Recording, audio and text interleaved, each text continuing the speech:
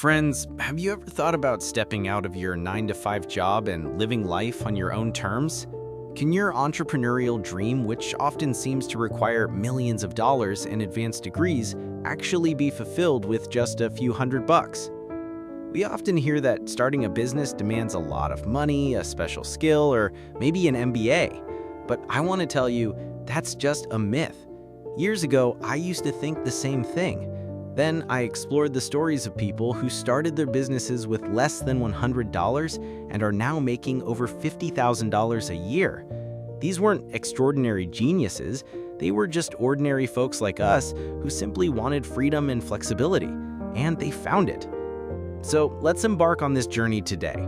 I'll tell you how you can awaken your inner entrepreneur, start with little money, and build a life where your work becomes your happiness. Sometimes in life, a turning point comes where we're forced to do something different. Consider Michael Hanna's story. He was in sales for 25 years with a good salary and a fixed routine. Everything was going well until one day he was unexpectedly laid off. He felt like his career was over. He applied for jobs everywhere but found nothing. One day, his friend jokingly said, "I have some extra mattresses. You could sell them on Craigslist." Michael thought the idea was strange, but there were no other options. He bought some mattresses, sold them, and was amazed when they all sold out. That's where his business began. He started his own mattress company where customers weren't hassled, and he even started delivering mattresses by bike.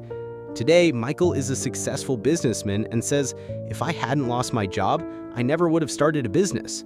There are thousands of people like Michael who turned their job loss into an opportunity and reinvented their lives. This story teaches an important lesson.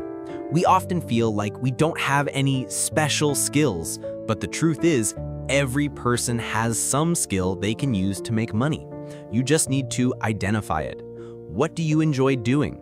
What do people ask you for advice about? What problem can you solve? Identify your passion. But passion alone isn't enough. I'm a huge fan of eating pizza, but no one's going to pay me for that. What's needed is convergence. This is the point where your passion or skill and people's needs intersect. When you do something you love and it's also useful to others, that's when a successful micro-business begins. Remember Pat Flynn's story? During the 2008 recession, he was laid off from his architecture job. He started studying for a green building certification, but he didn't just take notes. He put everything he learned on a website so he and others could pass the exam. When traffic to the website grew, he started selling a small ebook study guide for $19.95. You won't believe it, but in 1 month, he earned over $7,000. A year later, he was making over $30,000 every month. Or look at Teresa Greenway.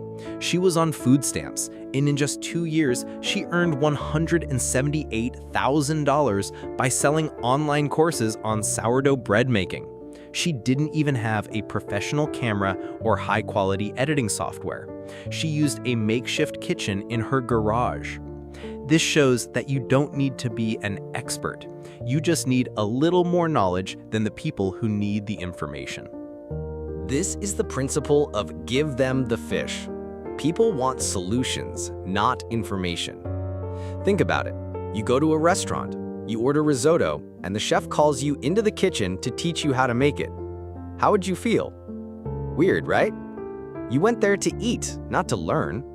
Similarly, your business should solve people's problems and give them a ready-made solution.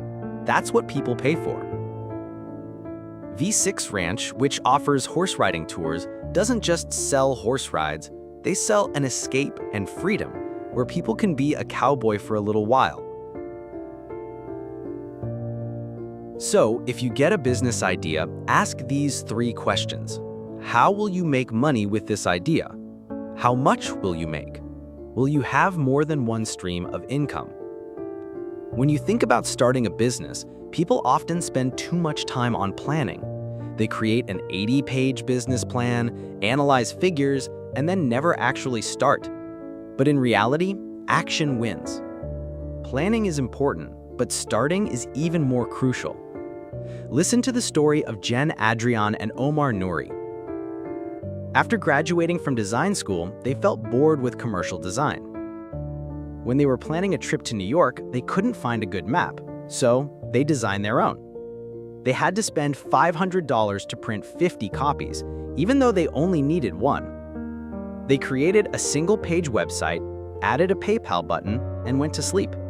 When they woke up, their first sale had already happened. After being mentioned on a popular design forum, all their maps sold out in 10 minutes, and people started asking for more prints. They added more styles in a few months, and now it's their full-time business. Their business started with almost no planning. Nicholas Luff started his business with just $56.33, which was the cost of a business license. Michael Traynor started a media production company with a $2,500 camera and later recouped the money by selling the camera. The point is, you don't need to invest a lot of money. Put in some sweat equity and just start. Even if you fail, you'll only lose time, not money. Make your first sale as quickly as possible. Nick Gatens, who worked in information technology, wanted to start his own photography business. When I met him, he said his website wasn't ready. I didn't say anything to him, but he realized on his own how important it was to just start. A few weeks later, when I met him, he was excited. I launched the site and I got my first sale. An unknown person paid him $50 for a print. This sale was very motivating for Nick. Your first sale, no matter how small, gives you confidence. When your product or service is ready, how you launch it is also very important. Remember the Hollywood analogy.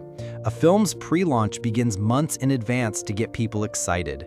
Similarly, plan your business launch. Send email messages, create buzz, and tell people what you're bringing and how important it will be for them. On launch day, create urgency, like a limited time offer or bonus for the first 100 customers. And even after the launch, get feedback and maintain relationships. Think about the story of Scott McMurran and Gary Blakely. They created coupon books for independent travelers in Alaska. Alaska's a very expensive place. They sold their coupon books for $99.95, and they included helicopter flights and hotel deals whose original price was hundreds of dollars. Their pitch was, buy this coupon book, use it once, get your money back. The remaining 100 plus coupons are a bonus. Who would refuse an offer like that?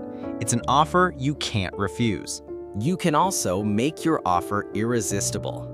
Understand what people want. What they say they want and what they truly want can be different. Kyle Hepp, a wedding photographer, knew that couples said they didn't want traditional shots, but she would still quickly take some family shots, because in the end, the family is happy with those shots, and couples also like them. Don't sell to people. Invite them.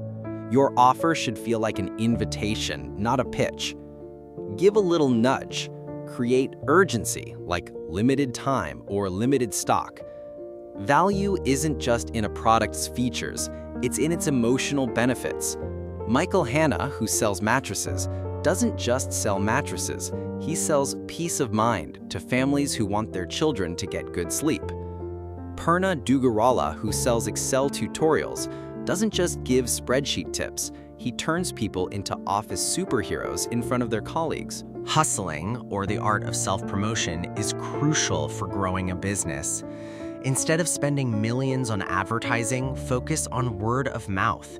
Megan Hunt, who creates custom wedding dresses, engages in strategic giving. She provides custom dresses to influential bloggers, and when they read about her, she gains tons of new customers. Or consider John Moorfield's story. When he was jobless, he put up a sign at a Seattle farmer's market, 5-cent architecture advice. People would come, pay 5 cents, and John would give them genuine advice. This earned him free advertising from CNN and NPR, and new clients started coming his way. Provide value to people for free, build trust, and then they will come to you. Once the business starts rolling, show me the money. Naomi Dunford, who was a single mother in her teens and living in a homeless shelter, started her company 80Biz.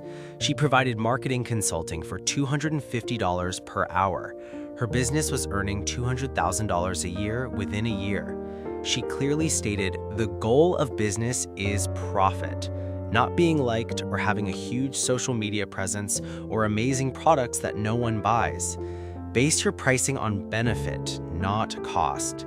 Gary Leff, who arranges frequent flyer miles trips, charges $250, regardless of whether it takes 2 minutes or 2 hours to arrange the trip. People pay for his expertise. Offer a limited range of prices. Brands like Apple set different price points for the same product, which increases overall income. And most importantly, get paid more than once.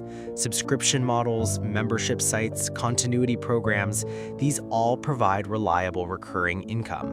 Remember Brett Kelly's Evernote Essentials ebook? He was earning $120,000, and now he's earning $160,000.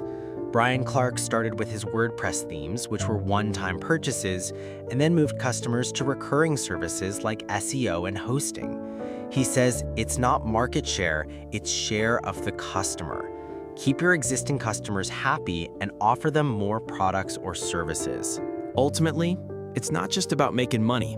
It's about freedom, satisfaction, and impact. Freedom means being your own boss, working when and where you want, and taking vacations. Satisfaction is about loving what you do and being happy with your work. And impact? That's about making a positive difference in other people's lives. You'll face challenges on this journey.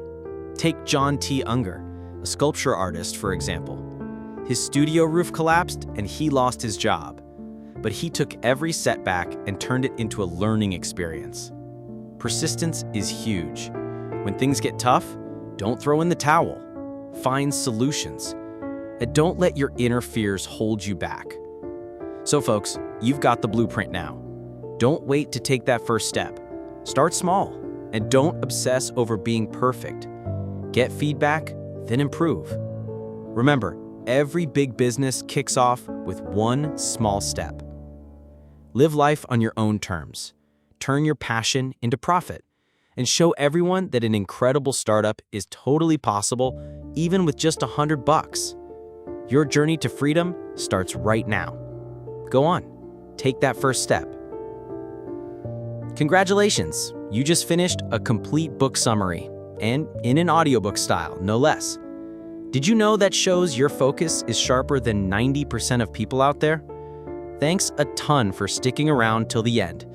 If you enjoyed this video, please give it a thumbs up and hit that subscribe button. I'll catch you in the next